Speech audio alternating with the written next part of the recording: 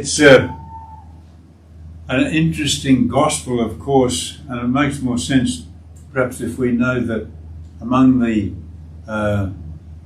Jewish leaders at the time of Jesus' life, there was enormous discussion, argument, legal undertakings as to which of the laws was the greater.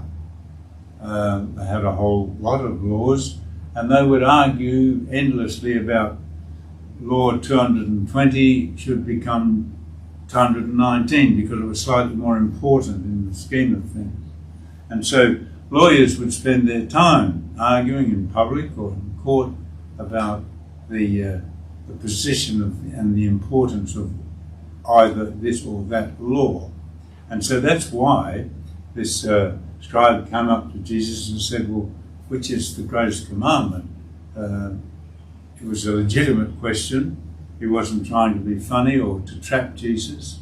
He was just asking him, as a significant person, to join the debate and to ask Jesus what he thought was the most important law. And that's when, of course, we had the famous part of the gospel, to love your God with all your heart, your soul, your mind, and so on. And then perhaps the surprising thing for the young men asking the question was, and you must love your neighbour as yourself.